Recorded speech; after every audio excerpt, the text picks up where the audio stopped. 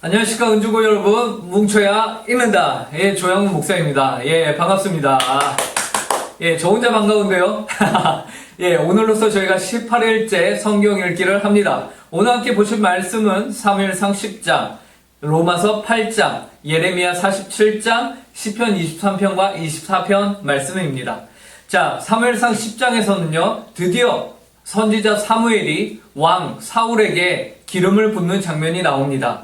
사울이 그래서 기름 부음을 받은 다음에 이제 집으로 돌아가는데 그 마음 가운데 의심이 있었을 텐데 사무엘이 그 의심을 없애주고자 사울 왕이 집까지 돌아가는 동안 생기게 될 여러 가지 징조들에 대해서 예언을 하여 줍니다. 그리고 사무엘이 백성들을 불러 모으죠. 그리고 미스바로 모이라, 내가 너희에게 할 얘기가 있다. 그 얘기는 무엇이냐면 이스라엘의 왕이 생겼다라는 것이에요. 그래서 12지파를 뽑으니까 거기서 이제 베냐민 뽑히고 또 베냐민 지파 안에서 기스의 가족들이 뽑히고 그 안에서 또 사울이 뽑히게 된 겁니다.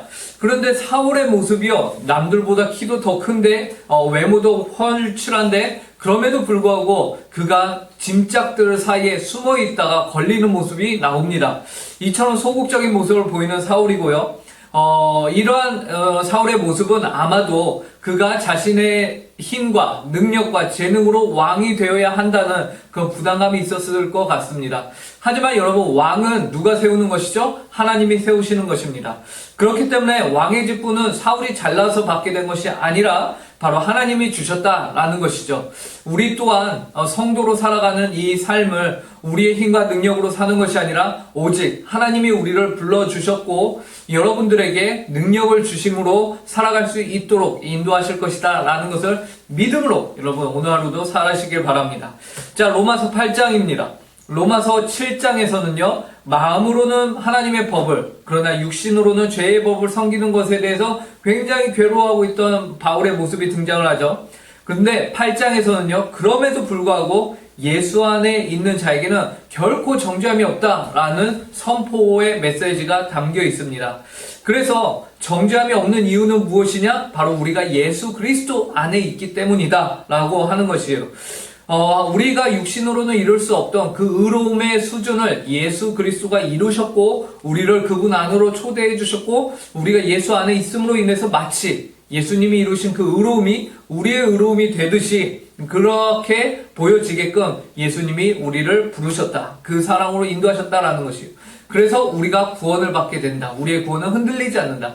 그래서 로마서 8장에서는요, 흔들리지 않는 우리의 구원에 대해서 말씀하고요. 또 한 가지를 더 말하는데 그것은 바로 성령, 구원받은 자, 성령 안에서 우리가 그렇다면 승리자의 삶을 살아야 된다라고 말하고 있어요.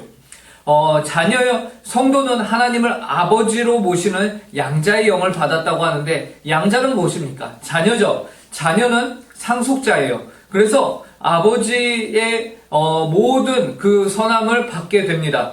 그에 합당한 삶을 살아내라 라고 말하는 것이에요.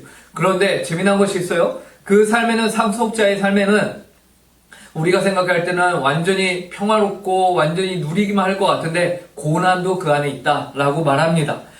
그러나 이 모든 일을 그리스도의 사랑과 하나님의 사랑으로 우리가 그 고난의 시간도 이겨낼 수 있다라고 말하면서 마지막에 그리스도와 하나님 아버지의 사랑에서 우리를 끊을 수 있는 것은 아무것도 없다라고 말하고 있습니다. 그 크신 하나님의 사랑을 오늘도 경험하는 여러분들이 되길 간절히 바라고요.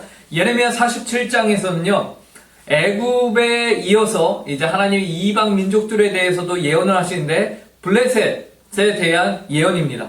블레셋은 막강한 군사력으로 이스라엘을 계속해서 괴롭혔던 국가입니다. 그러나 그들이 그렇게 할 수 있었던 것은 하나님이 블레셋을 그의 백성들을 교육하는, 곧 이스라엘 백성들을 교육하기 위한 채찍으로 그리고 칼로서 사용하셨기 때문에 가능했던 것이에요. 블레셋 또한 그래서 오늘 본문에서는 그들의 죄로 말미암아 심판을 받을 날이 올 것임을 말씀하고 계시죠. 열방 모든 족속이 하나님의 주권 아래 있으며 하나님이 그 열방 모든 족속의 주권자여 통치자이심을 오늘 본문을 통해서 우리에게 알려주고 있습니다. 자, 마지막으로 시편 23편과 24편입니다.